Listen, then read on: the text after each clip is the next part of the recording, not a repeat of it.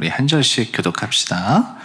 여호야다가 나이가 많고 늙어서 죽으니 죽을 때에 130세라. 우리가 다윗성 여러 왕의 묘실 중에 장사하였으니 이는 그가 이스라엘과 하나님과 그의 성전에 대하여 선을 행하였음이더라. 여호야다가 죽은 후에 유다 방백들이 와서 왕에게 절하매 왕이 그들의 말을 듣고 그의 조상들의 하나님 여호와의 전을 버리고 아세라 목상과 우상을 섬겼으므로 그 죄로 말미암아 진노가 유다와 예루살렘에 임하니라. 함께 있습니다. 그러나 여호와께서 그들에게 선지자를 보내사 다시 여호와에게로 돌아오게 하려 하심에 선지자들이 그들에게 경고하였으나 듣지 아니하니라. 아멘. 우리가 보통 유혹이라는 말을 쓸 때 긍정적인 말로 쓰지는 않는 것 같습니다. 사전에서는 유혹을 이렇게 정의합니다.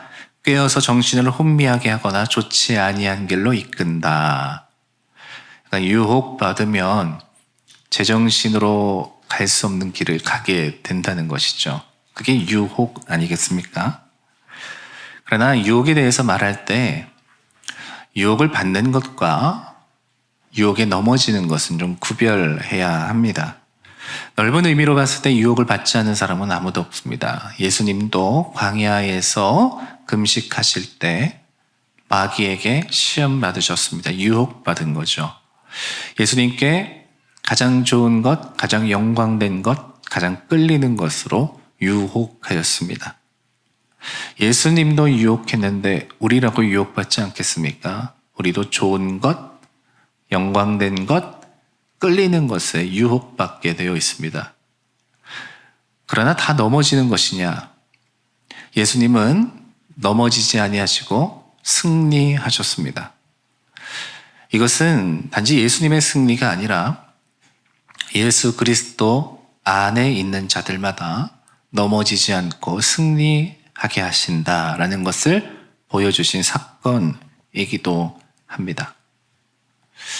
그래서 우리는 유혹받음도 있지만 유혹받음에 승리한다라는 것을 믿으셔야 됩니다. 유혹하면 생각나는 것이 막장 드라마계의 전설이라고 할 수 있는 아내의 유혹. 저는 뭐 다 보진 않았습니다. 몇 개 봤습니다. 너무 유치한데 또 보게 되잖아요. 여러분 상식적으로 점 찍고 다시 나타났다고 못 알아보진 않잖아요. 근데 그 드라마의 설정이 그렇습니다. 아내가 죽었는데 죽은 아내가 점 찍고 나타나니까 남편이 몰라보잖아요. 근데 그 남편이 이상하게 끌리는 거죠. 익숙한 듯한데 그 익숙함 속에 새로움이 있는 거예요. 그러니까 남편이 끌리는 거예요. 그것을 유혹이라고 표현을 했는데 잘한 것 같습니다. 여러분, 우리는 유혹받는 것들이 참 많죠. 특별히 오늘은 그런 유혹 가운데 우리가 받을 수 있는 새로움에 대한 것으로부터의 유혹에 대해서 좀 생각을 해보려고 합니다. 우리는 새로운 것을 좋아합니다. 그것에는 기대감도 있고 또 그것이 주는 흥분도 있습니다. 그래서 새로운 것들을 참 좋아합니다. 오래된 것보다는 새 것을 좋아하는 것이 사람의 마음입니다. 그들의 마음을 자극하기 때문이겠죠. 반면에 익숙한 것, 오래된 것에게는 점점 흥미도 떨어지고 기대감도 사라지게 됩니다. 새로운 것이 주는 자극은 강렬함으로 다가와서 다시 한번 경험하기를 원하는 마음으로 확장되어져 갑니다.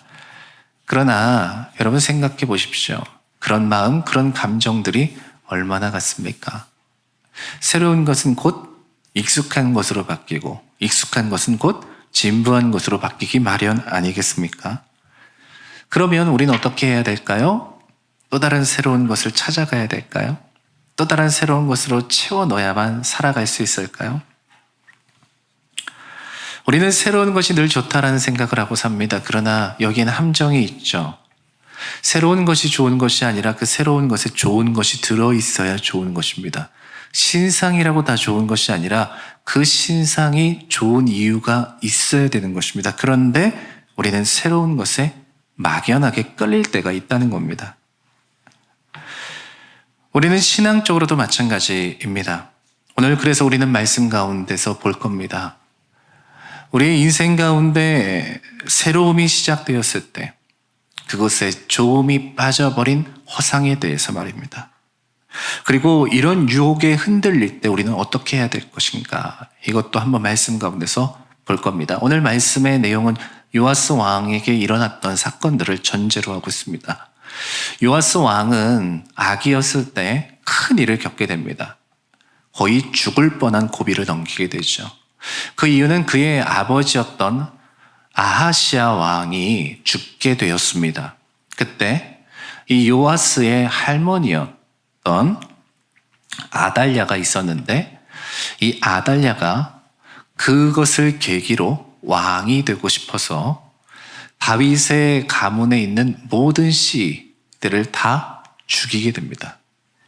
이때 요아스는 겨우겨우 목숨을 건져서 살아남게 되었죠. 이때 이 요아스의 목숨을 구해준 사람이 바로 요아스의 고모였습니다. 고모가 그를 데리고 나와서 성전에 숨겼습니다. 그 당시에 성전의 제사장이었던 여호야다는 바로 이 고모의 남편이었습니다. 그러니까 요아스에겐 고모부가 되는 것이죠. 다행히 요아스는 거기서 목숨을 건졌습니다. 그리고 7살이 될 때까지 그곳에서 성전에서 자라나게 됩니다. 요아스가 7살이 되었던 무렵에 여호야다는 무너진 하나님의 정의와 공의를 다시 세우기 위해서 아달랴에게 반기를 들게 됩니다. 그리고 그에 동조하는 사람들과 함께 반역이 성공해서 아달랴를 축출하고 그를 추앙했던 따랐던 세력까지 진멸하게 되죠. 이 아달랴는 우상숭배로 유명했던 아합과 이세벨의 딸입니다. 그러니 그 시대의 유다에 얼마나 우상숭배가 성행했는지 볼 수 있죠. 아마 경건했던 여호야다는 그것을 견디기가 어려웠을 겁니다. 그리고 이 아달랴가 무너지고 나자 여호야다는 하나님과의 언약을 갱신하고 우상을 회파하고 제단을 다시 그 우상의 제단들을 부셔버려서 예루살렘의 제의를 회복합니다. 하나님을 향해 마땅히 가져야 할 이런 예루살렘의 믿음을 회복시켰던 사람이 여호야다입니다. 그리고 이제는 새로운 시대가 되었다라는 것을 요아스를 왕 위에 올림으로써 시작하게 됩니다. 자, 여기까지 생각해 볼까요? 모든 것이 다 어때요? 잘 되었죠. 완벽한 듯 보이죠. 그렇지 않습니까? 무너진 신앙도 다시 세우고 이제 잃었던 것들도 다시 세워나갔고 무너진 다윗의 왕조도 회복이 되었습니다. 하나님의 언약도 갱신되었습니다. 이제 더 이상 과거로 회귀할 것 같지 않은 아주 온전한 무엇인가가 시작되었고 도래하였다라는 것을 우리는 여기서 볼 수 있습니다. 그런데 성경을 자세히 살펴보면 성경은 묘한 뉘앙스를 풍기고 있습니다. 2절 말씀으로 거슬러 올라가 보면 이런 말씀이 있죠. 제사장 여호야다가 세상에 사는 모든 날에 요아스가 여호와 보시기에 정직을 행하였으며, 여호야다가 세상에 사는 날 동안이라는 그런 문구가 들어가 있네요. 14절 말씀에 가보면 또 비슷한 말이 있습니다. 여호야다가 세상에 사는 모든 날에 여호와의 전에 항상 번제를 드렸더라. 여러분, 이 두 말씀이 전제하고 있는 공통점이 있습니다. 무엇입니까? 제사장 여호야다. 그가 살았느냐 죽었느냐에 따라서 무엇인가가 변화되었다는 겁니다. 그가 살았을 때는 이루어지지 않았던 일이 그가 죽은 후에는 일어나게 되었다는 겁니다. 무엇이 달라졌을까요? 그것이 오늘 읽은 말씀에 나오는 겁니다. 여호야다는 무려 130살을 살았어요. 굉장히 오래 살았잖아요. 그의 공로가 얼마나 큰지 오늘 말씀에 보면 왕들만 묻히게 되어 있는 왕들의 묘실, 거기에 그가 죽은 후에 묻히게 되었습니다. 물론 그가 한 일, 그의 공로, 그런 것들이 성경에 다 적혀 있습니다. 그러나 생각해 보세요.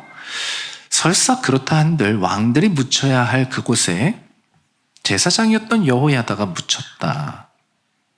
뭔가 다른 의미가 있는 것 같지 않습니까? 요아스가 몇 살 때 왕이 되었습니까? 7살 때 왕이 되었습니다. 나라를 다스릴 수 있었을까요? 실질적으로 누군가가 섭정을 했어야만 했겠죠. 누가 나라를 다스렸을까요? 여호야다.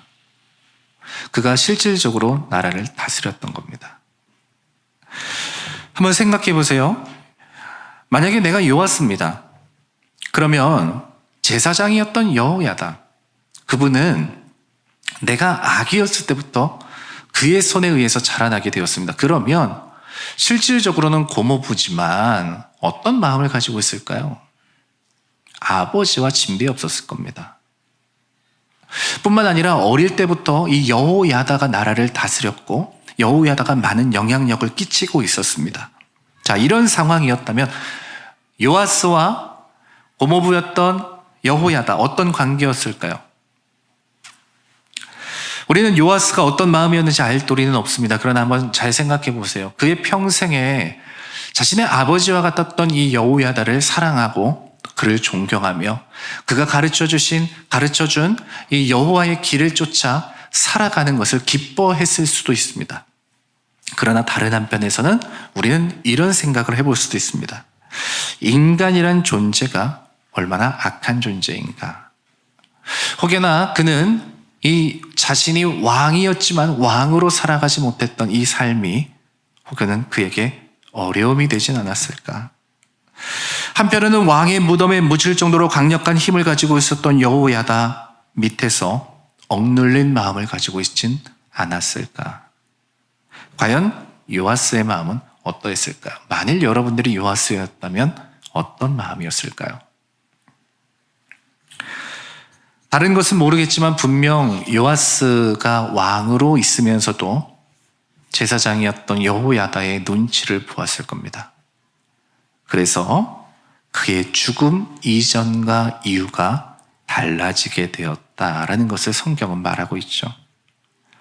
자, 어떤 변화가 일어났을까요? 17절 말씀 보세요. 여호야다가 죽은 후에 유다 방백들이 와서 왕에게 절하매 왕이 그들의 말을 듣고. 여호야다가 죽은 후에 무엇이 시작되었습니까? 그의 치세가 시작된 겁니다. 진정한 그의 다스림이 시작된 거예요. 그동안 길을 피지 못했던 사람들이 여호야다에게 다가오기 시작한 겁니다. 유다의 방백 지도자라고 말하는 어떤 무리의 사람들이었던 것이죠. 그들이 와서 어떻게 했다? 요아스를 설득하기 시작했다. 무엇에 대한 설득이었을까요? 그리고 그 설득은 어떤 결과를 초래했을까요? 그것이 18절의 말씀에 나옵니다. 그의 조상들의 하나님 여호와의 전을 버리고 아세라 목상과 우상을 섬겼으므로 어떻게 했다? 여호와의 전을 버렸다. 그리고 아세라 목상과 우상을 섬겼다라고 말하고 있습니다. 우리가 그냥 흔하게 생각해 보자고요. 이게 가능한 일입니까? 어려서부터 제사장 손에서 자라왔던 이 요아스에게 가능한 일입니까? 여호야다가 죽기 전까지 항상 하나님께 제사를 드리며 그것이 끊어지지 않게 했던 요아스에게 이게 가능한 일입니까? 우리는 이 지점에서 요아스에게 시작된 이 새로움, 이제 그가 직접 걸어가야 할 또 다른 시작 그 지점에 있는 그 자신의 욕망의 모습을 보게 됩니다. 그것이 움터오르기 시작했던 거예요. 지금 그는 자신이 걸어갈 길이, 자신이 받고 있는 이 유혹이 자신을 파멸시키는 길이라는 것을 꿈에도 생각하지 못하고 나의 꿈을 이루기 위한 그 한 걸음을 내딛고 있었던 겁니다. 그리고 그는 그 선택을 했던 거예요. 유혹이 주는 속임수죠. 지금 눈앞에 보이는 것이 옳은 것처럼 가장시켜서 파멸의 길을 보지 못하게 합니다. 만약 요아스가 그걸 알았더라면 그것을 걸어갔겠습니까? 아니죠. 그는 꿈에도 그런 생각하지 않았습니다. 지금 자신이 얻게 된 것, 이제 자신이 앞으로 누리게 될 것에 대한 감정에 도취되어 있었던 것이죠. 자, 그러면 우린 그런 생각할 수 있습니다. 맞아, 사람은 실수할 수 있어. 사람은 넘어질 수 있어. 사람은 죄에 빠질 수 있어.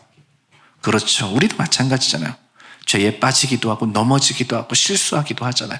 자, 그러면 우리에게는 돌이킬 기회가 있잖아요.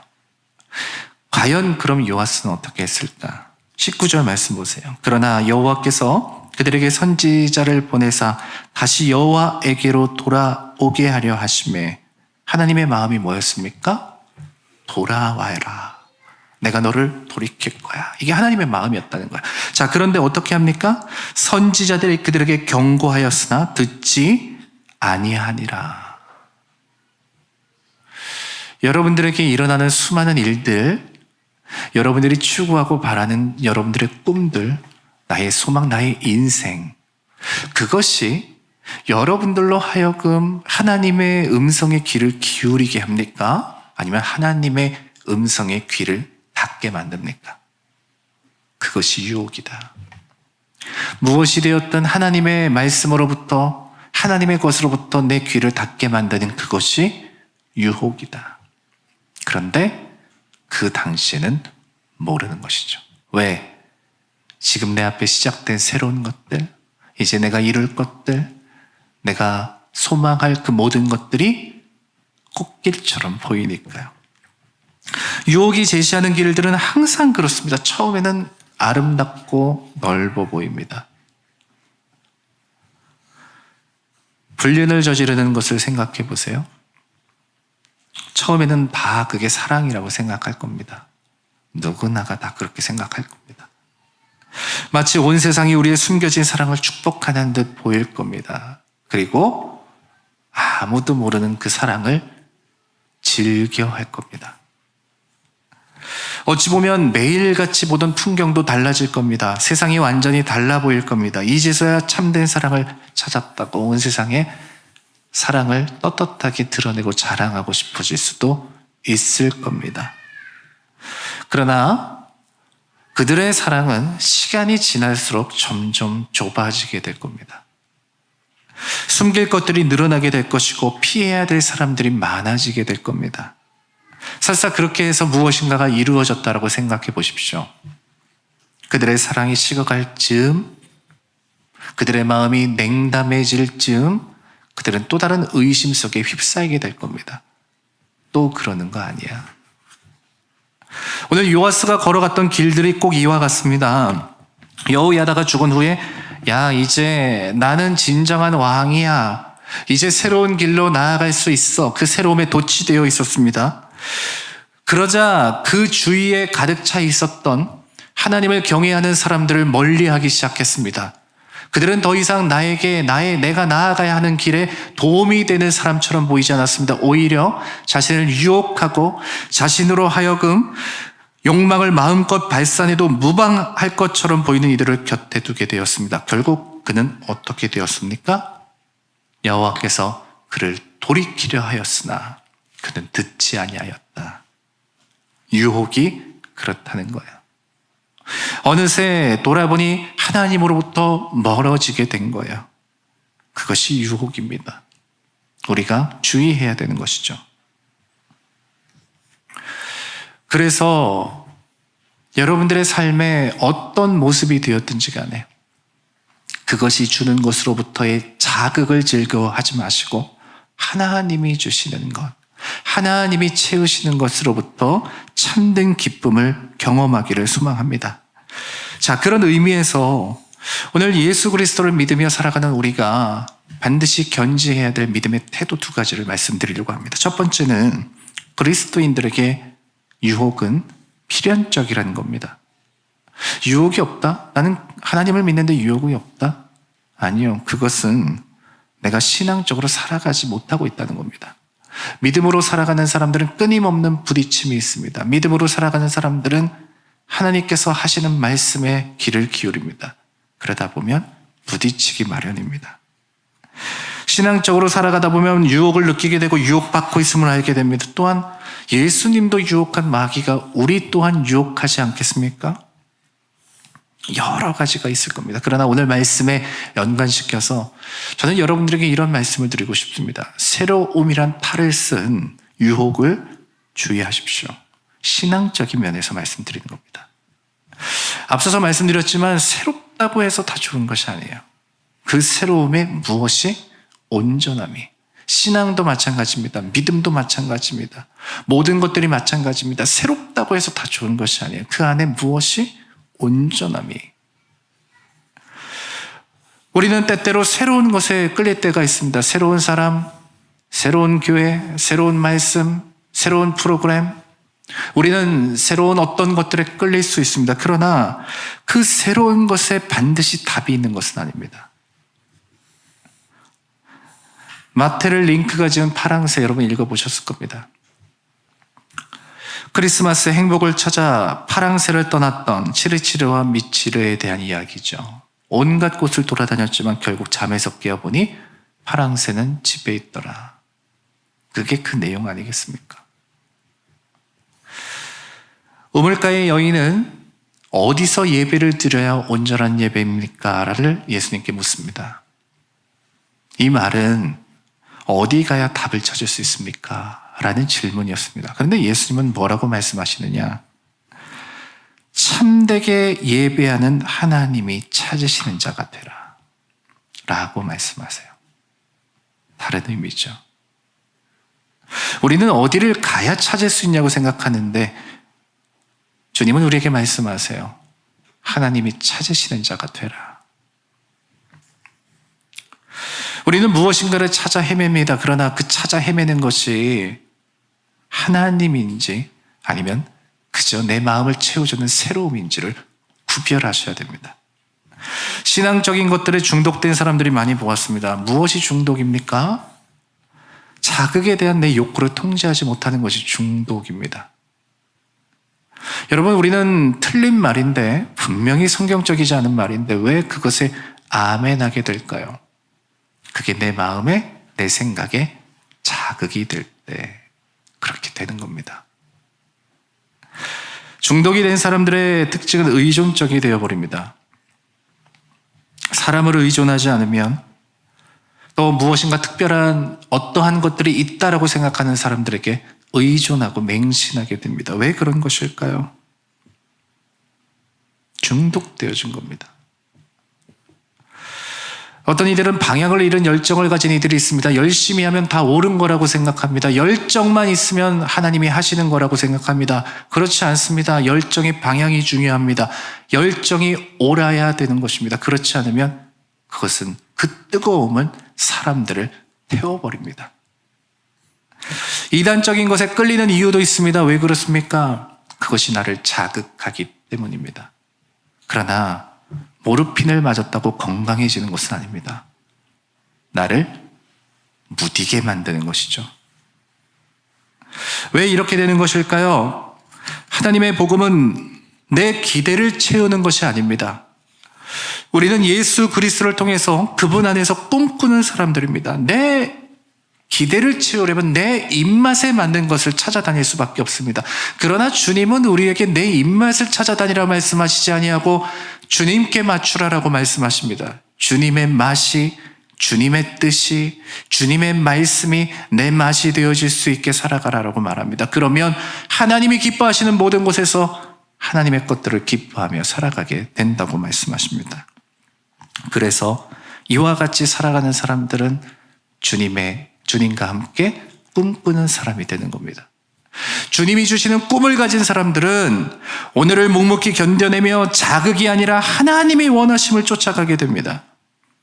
자극이 아니라 하나님께 답을 찾는 이가 되십시오. 항상 유혹은 우리 곁에 있어서 여러분들로 하여금 다른 것에서 답을 찾게 만들 겁니다. 그러나 하나님께 찾아내십시오. 그러므로 여러분들의 삶에서 유혹은 끊임없다는 것을 꼭 기억하십시오. 또한 이어서 우리가 주의해야 될 믿음의 태도가 있습니다. 99%의 허상을 주의하십시오. 산술적으로 99%와 100%의 차이는 단 하나입니다. 별로 차이가 없죠. 그러나 의미적으로 보면 그 일의 차이는 하늘과 땅의 차이입니다. 남녀가 결혼을 했습니다. 아내가 남편에게 그런 얘기를 합니다. 나는 당신에게 99%까지만 아내로 살게요. 남편이 아내에게 말합니다. 나는 당신에게 99%까지만 남편으로 살게요. 여러분, 그 관계가 어떻게 될까요? 우리는 신앙적으로도 그렇게 생각합니다. 99%까지만 나는 그리스도인이 될게요. 그러나 이것은 큰 차이입니다. 존 웨슬리는 이런 신앙인들을 가리켜 거의 그리스도인이라고 말합니다. 그리스도인이지만 완전한 그리스도인이 아닌 거의 그리스도인. 그래서 그들은 하나님의 뜻대로 살지 않는다라고 말합니다. 우리는 그 차이가 커 보이지 않기 때문에, 그 차이를 받아들이지 않기 때문에 99%의 신앙에 머물러 살아갈 때가 참 많습니다. 그것은 엄청난 유혹입니다. 그렇게 살아가야 한다라고 이미 규정 지을 만큼 나에게는 커다란 유혹입니다. 이것이 왜 위험할까요? 우리가 살아가는 99%는 정작 내 것이 아닌 경우가 많습니다. 예수 그리스도께서 마지막을 채워주시지 아니하면 그것은 결코 하나님의 것이 되지 못하기 때문입니다. 그래서 고린도전서의 말씀에 이렇게 말합니다. 선줄로 생각하는 자는 넘어질까 조심하라.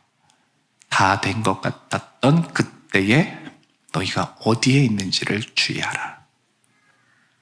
오늘 요아스도 그랬던 것 같아요. 다 되어진 것 같았던 그때에 그는 정작 무엇을 자신이 끝까지 지켜야 할 하나님의 것, 그렇게 하늘과 땅의 차이가 나는 그 커다란 1%를 지켜내지 못했습니다. 그리고 자기가 움켜쥐고 있었던 99%의 인생이 완성형의 인생이라고 생각하면서 살아가기 시작했습니다. 그는 그 작은 차이를 놓치며 살았습니다. 그 결과 어떻게 되었을까요? 그는 그가 놓친 1%로 인해서 자신의 인생의 99%가 망가지는 것을 보게 되었습니다. 1%의 차이가 얼마나 큰지 몰랐기 때문에 그렇게 된 것입니다. 그러므로 우리는 나의 마지막 1%를 채우시는 예수 그리스도, 그분을 바라봐야 되는 겁니다. 100% 경건함과 100% 믿음을 가지고 살아갈 사람이 누가 있겠습니까? 나는 어떤 유혹이 와도 흔들리지 않아 라고 말할 수 있는 사람이 누가 있겠습니까? 그러므로 우리를 이 땅에 머물러 있게 하지 아니하시고 그 마지막 1%를 채워 하나님의 것 되게 하시는 예수 그리스도를 바라보며 그분이 주시는 것들로 우리는 채워 나가야 되는 것 아닙니까? 예수 그리스도께서 마지막 1%를 채워주셨을 때 우리는 우리의 힘으로는 도무지 채울 수 없는 그것을 붙잡고 유혹을 이겨 하나님의 기쁨 되어 살아가게 되는 것 아니겠습니까? 그러므로 여러분 주의하십시오. 99%처럼 살아가는 것이 나의 인생의 모습이었을 때를 주의하십시오. C.S. 루이스가 이런 말을 합니다. 선을 행하기 위해 치열한 노력을 기울여 보기 전까지는 자기가 얼마나 악한 인간인지를 깨닫지 못하는 법이다. 바람이 얼마나 세찬지를 알려면 누워있는 것이 아니라 바람을 거슬러 걸어가 봐야 한다. 유혹을 이겨내고 견뎌내는 여러분들의 발걸음, 그것이 필요한 겁니다. 아, 내게 여전한 1% 예수 그리스도를 향한 큰 믿음을 가지고 살아가야 되는구나. 그 유혹을 이겨내며 살아가야 되는구나.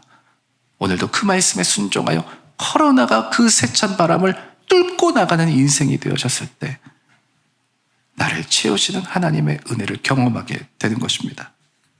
1%를 하나님으로부터 채우려는 사람은 유혹과의 싸움을 멈추지 않습니다. 하나님을 의지해서 끝까지 싸워나갑니다. 남은 1%를 두고 모든 것을 이루었다라고 자만하지도 교만하지도 않습니다. 그는 신앙적으로나 세상적으로나 하나님만이 주시는 그 1%를 향해서 뚫고 나가는 자의 삶을 살아가는 사람들입니다. 요아스는 자신의 삶의 새로움이 시작되었을 때 이제 나의 99%, 나의 100%는 곧 완성될 것이라는 꿈을 가지고 살았으나 그는 마지막 하나님인 1%를 잃어버렸습니다. 결국 유혹에 넘어졌을 때 그의 인생에 남은 것은 아무것도 없었다. 이것이 오늘의 말씀이죠. 유혹에 흔들리지 마라. 오늘 말씀이 주는 경고입니다. 오늘 여러분들은 어떤 유혹 앞에 서 있습니까?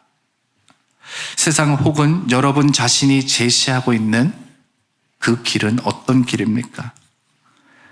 유혹을 받지 않는 사람은 아무도 없습니다. 그러나 넘어지는 사람과 일어서는 사람과 견뎌내는 사람은 있습니다. 여러분들이 유혹을 받는다면 그것은 아직 우리가 살아있다라는 증거이죠. 만일 내가 신앙적인 유혹을 받는다면 내 안에 예수 그리스도께서 계시다라는 말이기도 합니다. 유혹이 가져다 주는 것은 시작은 좋아 보이나 끝은 비참한 길이요. 모든 것을 이룬 것 같으나 모든 것을 잃게 되는 길입니다. 저는 오늘을 살아가는 그리스도인들이 많은 것에 만족하지 말고 오늘 그곳에서 참 되어야 할 그 1%를 채워나갈 수 있는 신앙인들이 되길 원합니다. 눈 덮인 산마루에 홀로 푸르는 상록수와 같이 모든 것이 혼미한 이 세상 가운데서 예수 그리스도로 말미암아 푸르른 자가 되어 살아가십시오. 예수님과 같이 모든 유혹 앞에 굴복하지 않고 이 세상 속에서 참되게 유혹을 이겨내는 여러분들이 되기를 소망합니다. 유혹에 흔들리지 마라. 험한 세상을 주님과 함께 걸어나가며 예수님이 주시는 마지막 1%의 퍼즐을 맞춰 나갈 수 있는 저와 여러분 되기를 주님의 마음으로 축복합니다. 찬양 드리십시다.